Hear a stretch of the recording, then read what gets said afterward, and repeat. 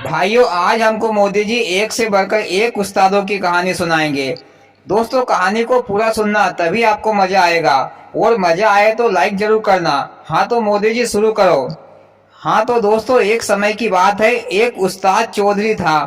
उसमें दिमाग बहुत था, यानी कि वह चतुर चालाक था। दिन में जब तक वह दो चार लोगों को उल्लू ना बनाए, तब तक उसे मजा नहीं आता था। एक दिन उस्ताद चौधरी ने सोचा कि क्यों नहीं मैं शहर जाकर शहर के लोगों को उल्लू बनाऊं। फिर उसने शहर जाने की ठान ली। पर उस्ताद चौधरी के पास शहर जाने के लिए पैसा नहीं था। तो उसने चौधरायन से पूछा कि घर में कोई चीज है जिसे बेचकर पैसे मिल जाए। तो चौधरायन ने कहा कि एक सेर घी है, उसे ही बेच दो। चौधरी ने कहा कि एक सेर की क्या जरूरत है, एक पाव में ही काम बन जाएगा। फिर उस्ताद चौधरी ने एक बड़ा सा मटका लिया और उसको मिट्टी से भर लिया और उसके ऊपर एक पाव घी रख लिया, ताकि देखने वालों को ये लगे कि मटका घी से भरा हुआ है। फिर उस्ताद चौधरी मटके को लेकर शहर के लिए निकल पड़ा। शहर में वह सड़कों पर घूम रहा था। तभी उसकी नजर एक बनिए की दुकान पर गई। तो उस्ताद चौधरी ने देखा कि बनिए की दुकान पर एक चांदी की तलवार लटक रही है। वो तलवार उस्ताद चौधरी के मन को भा गई। उससे रहा नहीं गया और वह बनिए की दुकान पर जा पहुंचा। बनिए से पूछा कि सेठ जी, ये चांदी की तलवार कितने की है? तो सेठ जी ने कहा कि ये तो बहुत महंगी है, पर तुमको बताओ, तुमको कितने तक पुरेगी? तो उस्ताद चौधरी ने कहा कि सेठ जी, मेरे पास पैसे मैसे तो नहीं है, पर यह देसी घी से भरा हुआ मटका है। इतने में अगर सौदा जमता है तो मुझे ये तलवार दे दो और सारा घी तुम रख लो। सेठ जी को देसी घी की खुशबू आई तो मजा आ गया सेठ जी को। तो सेठ जी ने कहा कि भैया, ये तलवार तो शुद्ध चांदी की है, तलवार तो काफी महंगी है, पर तुमको एक मटके घी में ही दे देता हूँ। फिर उस्ताद चौधरी ने तलवार को अच्छे तरीके से देखा परखा और घी का मटका सेठ जी को देकर और चांदी की तलवार लेकर फटाक से दुकान से बाहर निकल आया, क्योंकि उस्ताद चौधरी को डर था कि कहीं उसका भांडा ना फूट जाए, क्योंकि मटके में घी नहीं बल्कि मिट्टी भरी थी। घी तो ऊपर ही था थोड़ा सा। इधर फिर उस्ताद चौधरी सड़कों पर घूमने लगा तो उसको एक पेड़ दिखा। उस्ताद चौधरी ने अपनी चांदी की तलवार निकाली और पेड़ की टहनियों में दे मारा। मोदी जी, पेड़ की टहनी तो जमीन पर गिर गई होगी एक ही तलवार से। अरे भैया, टहनी नहीं गिरी, बल्कि चांदी की तलवार मिट्टी जैसी टूटकर बिखर गई। मोदी जी, चांदी की तलवार मिट्टी जैसी कैसे बिखर गई? भैया, वो तलवार चांदी की नहीं बल्कि मिट्टी की थी। ऊपर से चांदी जैसा कलर लगा हुआ था, इसलिए टूटकर बिखर गई। फिर उस्ताद चौधरी ने मन ही मन सोचा कि सेठ जी तो मेरे भी बाप निकले, मिट्टी के बदले मिट्टी दे दिया, पर मैंने कम से कम उसको एक पाव घी तो दिया, पर उसने तो मेरे को पेवर मिट्टी ही पकड़ा दी। इधर सेठ जी ने भी घी के घड़े को देखा तो उसको भी घी के नीचे मिट्टी भरी हुई दिखी। तो सेठ जी भी मन ही मन मुस्कुराया। इधर फिर उस्ताद चौधरी दो चार दिन बाद फिर सेठ जी की दुकान पर गए। फिर दोनों के बीच खूब चर्चा हुई। इसके बाद उस्ताद चौधरी ने सेठ जी से कहा कि भैया, अपन दोनों एक से बढ़कर एक उस्ताद है, कहीं विदेश चलकर अच्छी खासी कमाई कर लेकर आते हैं। तो सेठ जी भी राजी हो गया। इसके बाद भैया सेठ ने कहा कि चलो एक दो दिन मेरे घर पर ही रहना। तो उस्ताद चौधरी राजी हो गया और सेठ जी के घर चला गया। इसके बाद उस्ताद चौधरी के लिए शाम को सेठ जी ने अच्छा खासा भोजन बनाया, नए नए पकवान बनाए। और जब भोजन खाने का समय आया तो सेठ जी ने उस्ताद चौधरी को सोने की थाली में भोजन परसा और स्वयं ने चांदी की थाली में भोजन लिया। तो उस्ताद चौधरी तो सोने की थाली देखकर उसका तो वैसे ही पेट भर गया।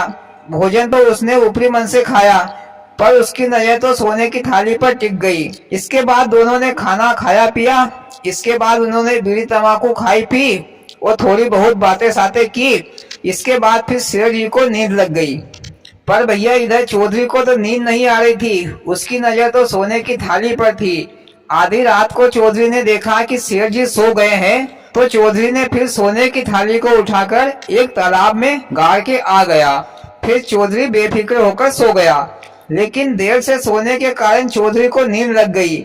इधर सेठ जी सुबह जल्दी उठ खड़े हुए और देखा कि घर में सोने का थाल गायब है, और मन ही मन सोचा कि चौधरी ने रात में अपना कमाल दिखा दिया, अपना काम बना लिया। पर सेठ जी ने चौधरी के जूतों में कीचड़ लगा हुआ देखा तो झट से समझ गया कि सोने की थाल को तालाब में छिपा दिया है। फिर सेठ जी ने तालाब में से थाल निकाल लाया। इधर चौधरी नींद से उठा और वह तो घर जाने की जल्दी जल्दी करने लगा, क्योंकि उसका तो काम बन गया था। पर मोदी जी, चौधरी को तो पता ही नहीं था कि सेठ जी ने थाली तालाब से वापस लेकर आ गया है। हाँ भैया, चौधरी को पता नहीं था, इसीलिए तो वह घर जाने की जल्दी जल्दी कर रहा था। पर सेठ जी ने कहा कि भैया दोपहर का खाना भी खाकर जाना।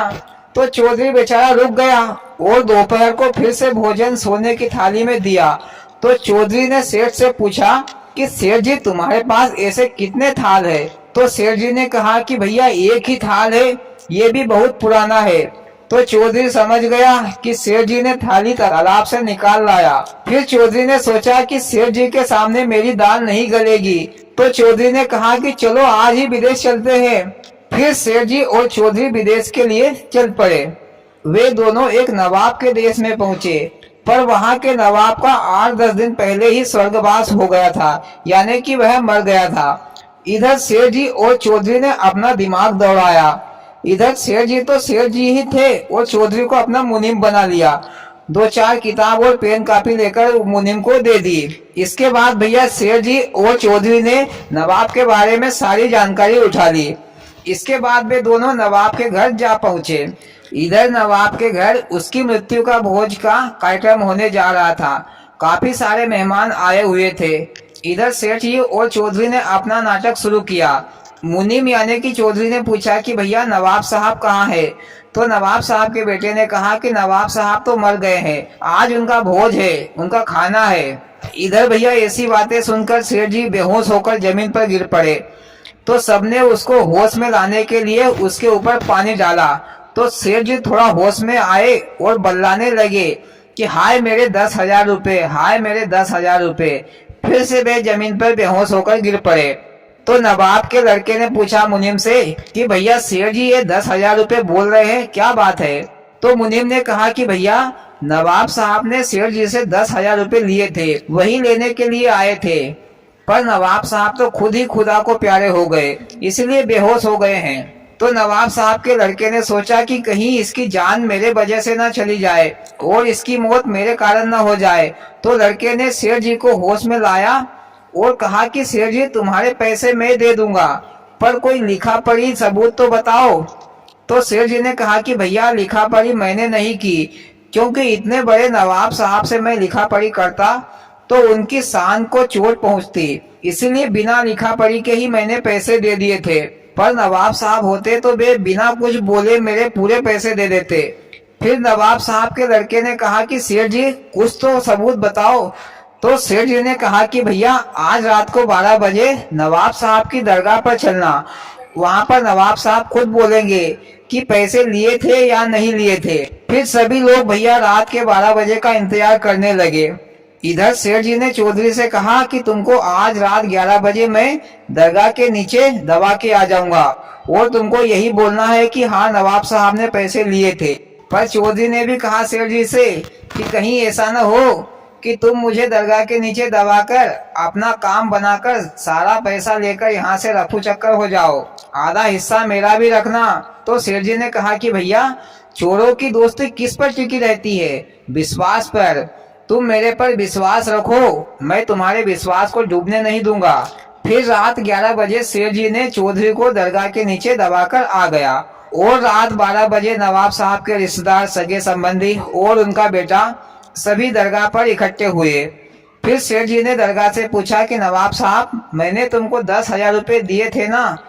तो दरगाह के नीचे से चौधरी बोला, हाँ भाई सेठ जी मैं तुम्हारा बड़ा आभारी हूँ, तुमने मेरे बुरे समय में मेरी मदद की है।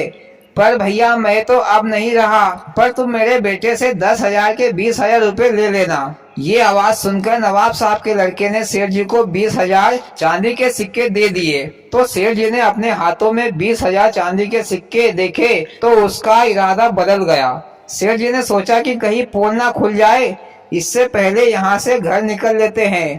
पर चौधरी का ख्याल आया मन में, तो सेठ जी ने सोचा कि उसकी जान बचाने के चक्कर में कहीं पकड़ा गया तो फोकट के जूते पड़ेंगे और पैसे में से हिस्सा भी हो जाएगा।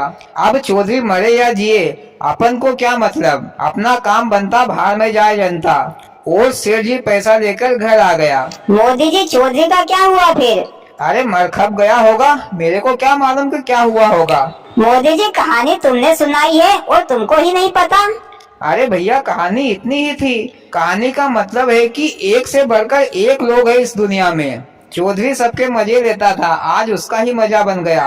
वाह मोदी जी, कहानी तो बड़ी रोमांचक थी, बहुत मजा आया। और भाइयों, आपको कैसी लगी मोदी जी की कहानी? अच्छी लगी हो तो प्लीज वीडियो को लाइक और चैनल को सब्सक्राइब करें। भोलेनाथ